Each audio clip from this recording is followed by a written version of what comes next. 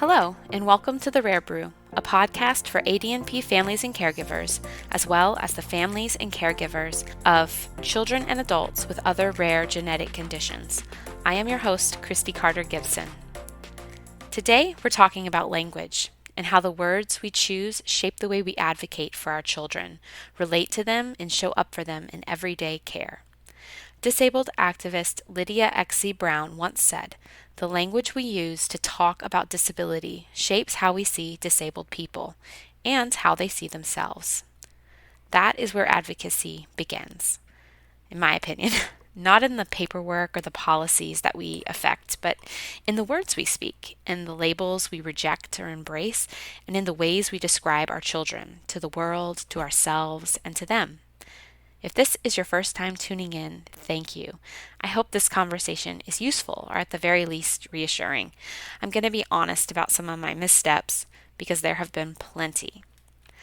When my son was born, we began to realize he might face developmental challenges really early on, and I was starting from zero. I hadn't known any families navigating disability, not closely anyway. And suddenly I had this perfect little baby and a steep learning curve. I had to become his advocate, and I had to do it fast, while unlearning assumptions about disability and autism, and it wasn't graceful. I tended to push him too hard, chasing milestones I thought mattered, because all I could see in those moments was the gap between the chart at the back of the What to Expect the First Year book and my son's reality. Looking back, I see how much of that early pressure came from fear and from this language about disability that I had absorbed over time without realizing it. But what kept us going was hope and Lizard's slow, steady progress that followed when we met him where he was, not where we thought he ought to be in that moment. One of the first battles that I remember was trying to teach Lizard to walk. It was clear that he needed help. His muscle tone was low, his coordination delayed, but no one could really explain to us why that was. This was in 2013 or 2014, right around when ADNP was just beginning to be identified. There was no research, there was no roadmap, there were no parent support groups yet, so there was no answers, just a lot of unanswered questions. And so we did what I think most parents do. We threw all of our time, money, energy, everything we had at this problem because we were trying to make things better for our son. We went to all the therapists, we visited all the specialists, and we hoped that something would click and something would work. But it really didn't, not right away. And so I struggled, not just with this delay that he was experiencing, but with the unraveling of everything I thought I knew. My ideas about motherhood, parenthood, and what that would look like. It affected my faith life, just everything, what my life was going to look like. It all cracked under the pressure here. When I look back on that version of me, I don't really recognize her. I have fundamentally changed as a result of raising Lizard. So it's a pretty bittersweet memory because when he was a baby, he was the sweetest, happiest, cutest little guy, and his big sister was thriving. And I loved them so much. I was having so much fun with these little guys. But underneath all of that was this grief that just kind of festered. And it wasn't for who they were. It wasn't for what I was experiencing day to day, but it was for this version of parenthood that I had imagined that just wasn't happening. And a lot of that grief came from these perceived expectations from society that see development that doesn't fit the curve, delayed development like my son's, as not a different way of being, but as a failure and need to fix. So an example, I remember when my son was about 4 or 5, we were working in speech therapy on I want or I need statements before a noun because he was doing a lot of things like he would say one word to try and get something and it was becoming confusing. So we wanted him to put the I want or I need in front of something so we knew it wasn't just a label, that he actually wanted the thing. And he just wasn't getting it. We had recently needed to change speech providers because his other therapist had moved, and this new therapist did not have a good read on my son. So, much sooner than I expected, one day she brought him out into the lobby, and she was clearly frustrated. My son was upset, and she was insisting that he was being stubborn, he was intentionally not listening, and she just went on and on. She talked about how she wasn't letting him have the toys in the room, and that was making him upset because he wouldn't do what she asked. And I I didn't know what to do in that moment. I I never took him back to that therapist because I recognized that her response and reaction to my son was inappropriate. But after many years of reflection, I know now what I should have done. I should have cut her off and not let her speak to him about him in that way.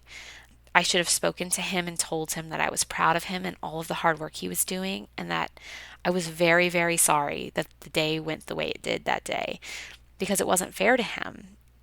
I should have told him we were going to find him a speech therapist that would play with him and help him learn to talk and that it would be fun. And that's ultimately what I did. But at that time, I hadn't found my voice yet. I didn't have the ability to tell her she was in the wrong. I didn't know how to do it. And if that's you, Mama, I see you. And it's okay. Just give yourself time and you're going to find what you need to advocate for your children. I promise. The more you do it, the easier it seems to get. My son now is 12, and I can tell you it is much easier to say what needs to be said in the moment now than it was when he was a baby. But of course, it's not always easy to advocate directly because there's this narrative that goes that if we had done more, that we are the problem as parents. That if we had talked to him more or held him differently, played the right games, maybe done pregnancy better, none of these issues would be here, right? And then when behavior challenges come when they get a little older, it's have you tried being firmer? Have you read this parenting book? Is it possible he's manipulating you? Which is my worst, least favorite thing that anybody ever says about my son. And none of that is new, right? There's this debunked theory that came out, I think it was in the 1960s. It's called the refrigerator mother theory, and it blamed autism on distant or cold mothers.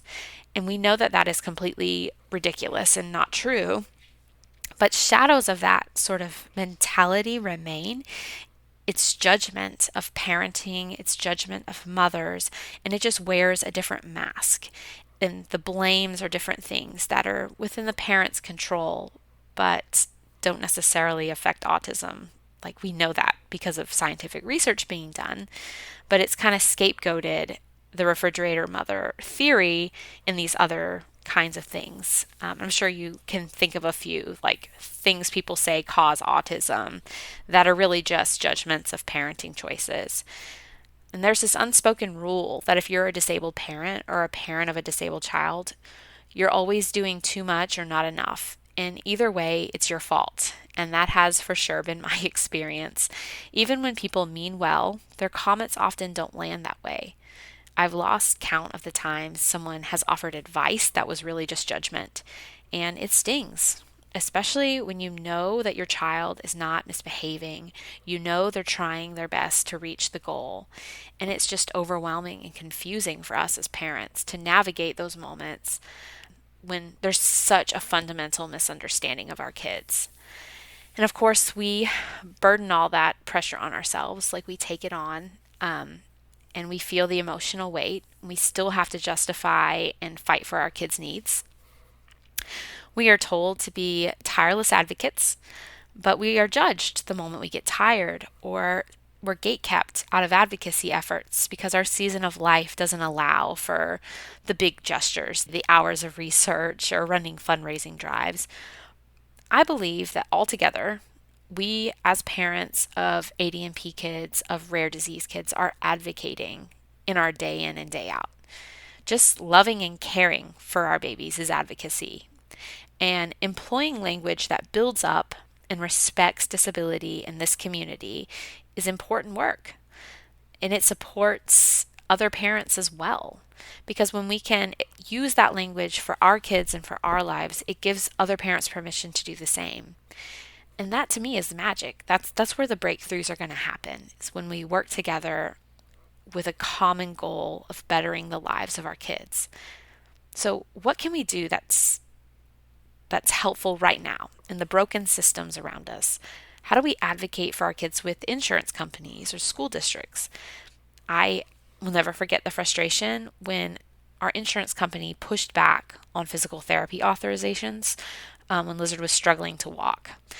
They argued that he wasn't making enough quantifiable progress. But then, how are we expected to make progress if we don't keep going with therapy? They wanted to cut back the time that he saw the therapist because we couldn't report increased strength or more reps in the exercises that were laying the foundation for his later success. We could see the little improvements, the reduced tremors when he would take a step, and we could see the confidence he was gaining, but it was really stress inducing and frustrating to be met with this fundamental misunderstanding about disability and about my child from an institution who is developed and designed to help provide medical care. So I suggest as a community, we can make a lot of ground if we start by empowering one another to advocate in those small ways. Making incremental changes to policy from the grassroots up is powerful. It's something we can all do and be a part of. And it is not nothing. It is work, it's important work, and it helps make the big changes that we seek. When my husband switched jobs a couple of years ago, his new employer didn't have coverage for behavioral therapy, and Lizard relied on it heavily at that time to reach his goals. I had a mom friend who worked in the insurance industry, and she suggested that I request to get it added as coverage to my husband's employer. So I sent emails. I had no idea this was even an option, but y'all, it worked. And now an entire company, all the families and the dependents, had access to something that they didn't before. And it was because I wrote emails. It felt very small in the moment, but the effect was huge and instantaneous in my son's life. And I have to believe that that little bit of good gave another family a lifeline. Or maybe just me retelling the story encourages you to do the same, because you can ask your employer to add coverages to your insurance policy, and the worst thing that could happen is they say no, right? Like it's a win to try, because if they say yes, I mean, good grief, look at the outcome that you could have for your kids. So it's worth it. But of course, we win some and we lose some, right? The IEP process is a great example of where when we don't get everything we ask for, we still have to hold the line for our kids. And we constantly ask for the moon, even when met with failure and setbacks. But through all of this, there's this expectation that we stay calm and we be gentle and we keep our cool. But I understand that we're all humans. So when we're scared or we're stretched thin, stress can seep in. And even when you love your kids more than anything, it can come out in your relationships. It can get into the tone of your interactions with your kids, or even during this quiet advocacy work. So let's remember to give each other grace, because none of this is easy, but many hands do make light work. And we're way, way stronger as a community if we work together. In those moments of challenge, I think it's helpful to have a network, a community that can be there fighting the good fight right next to us. I've often turned to friends and family, but also online communities of parents facing similar challenges to share my son's victories, to organize broader efforts. I mean, I'm new to the ADNP advocacy world, but not in the realm of support groups, generally in like the quiet work that goes on in a world that feels too big and complex and set in stone to make a difference. So I believe everything else might feel broken or out of reach, but how we speak to our children, to them, and about them, that's something within our control. And it's our first and most constant form of advocacy. Because even if we slip up, there's always the next time, right? It's just a few minutes away. There's a disability rights activist, her name is Amy Sequenzia, and she said, inclusion is not a place, it's a mindset. And every time we choose respectful language, every time we engage with our kids in a positive way, or are their voice with institutions that don't see them the way that we do, we move closer to inclusion. when we include them in our lives and teach them and others what we expect inclusion to look like, it'll spread. I really believe that. So, what can we do? For me, advocacy for my son has meant shifting away from what Lizard couldn't do and focusing my efforts and attention to the things that he was doing and could do well. So, his curiosity, his humor, all of those tiny triumphs that don't show up on a chart but mean everything to us in our day-to-day life. Meeting him where he was, finding joy where he did, it means that we have a scrapbook in our house full of discontinued cereals. That's one of Lizard's special interests. It means that we let him play his music way too loud on the speaker in his room. There's no amount of explaining to him that it's too loud that works, so we just roll with it now. It means letting him eat ranch dressing on things that ranch dressing has no business being on. It means knowing the scripts that he appreciates in movies so that we can say his favorite little quotes back to him and diffuse a tense moment and make him smile. I have stopped saying he doesn't understand altogether and started saying we're still working on that, or we're figuring out the best way to communicate. And that small shift has made a big difference. It signals respect for him, and it is an acknowledgement that he's growing and learning every day, whether it's quantifiable or not.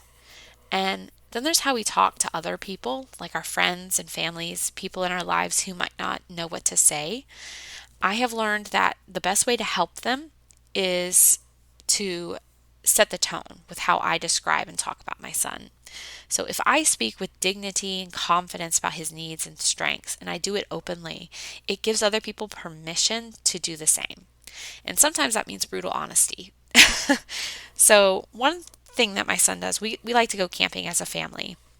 And when I go with friends and family, I always try to tell them that Lizard is extremely cautious around the fire, that he is probably going to sit farther away from the fire pit than seems reasonable, but he still sees himself as participating in the activities. So include him. Be sure to offer him a s'more, and even though he is so far away that sparks being sent up is not going to come anywhere near him, warn him, because he will run if he sees them. And when people say things that are dismissive or ableist, I try to gently correct that, not to shame, but to educate, and to make their next interaction a little bit easier, and maybe the interactions they have with other families like mine a little bit easier. But it's not always easy, right? Like there's plenty of opportunity to speak up that I have just not done so because I don't want to offend and I don't want to make somebody feel bad. But I've discovered that if the person is a person of character, that gentle correction that I do does not hurt them. They appreciate it and they can see and understand that I'm trying to help them to do better and to gain a better relationship with my child. And then there's like this big one, right? How do we talk to providers or clinicians and educators? To me, that's where language becomes strategy. It means we push back on terms like low functioning, which is deeply hurtful and not particularly helpful for any of our kids. And we switch to specific language about strengths and weaknesses.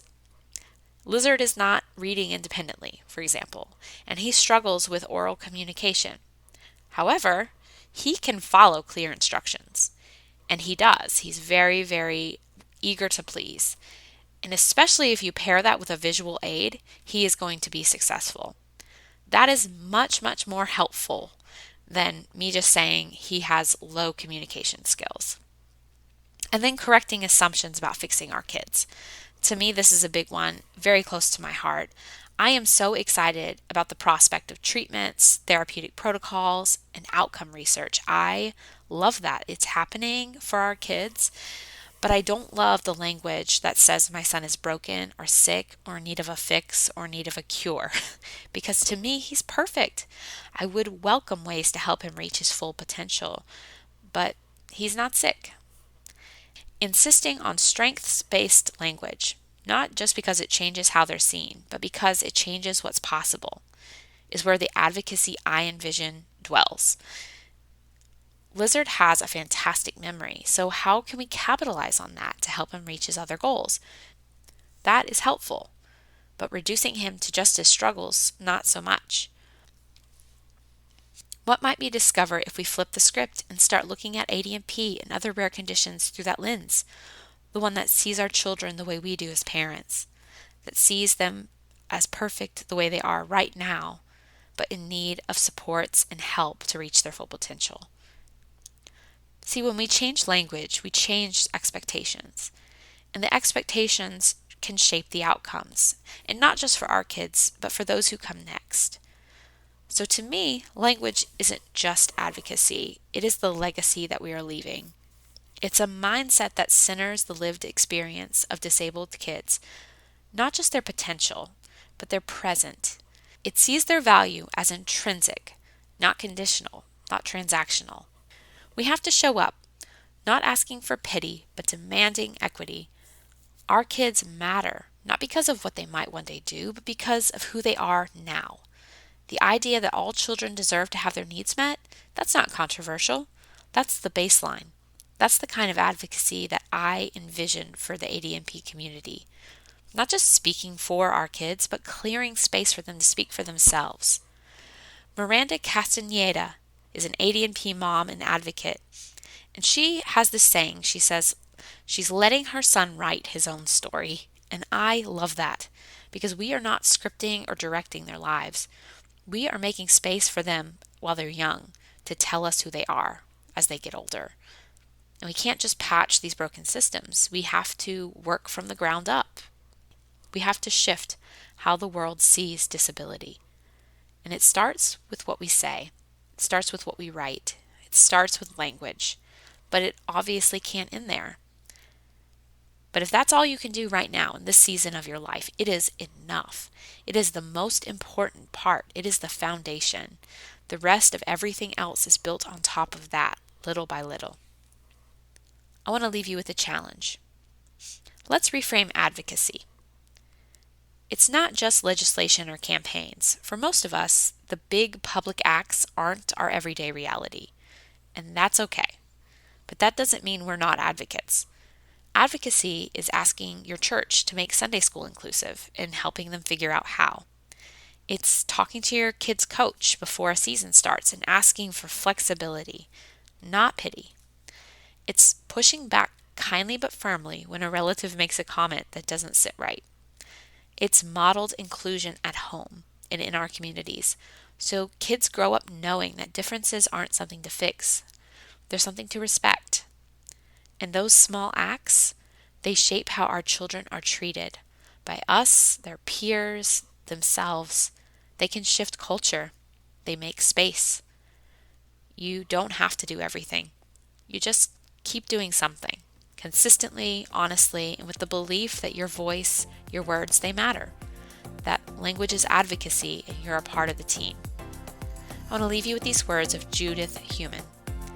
Change never happens at the pace we think it should, but if we don't fight for what we believe in, we'll never get anywhere. Thank you for listening to the Rare Brew.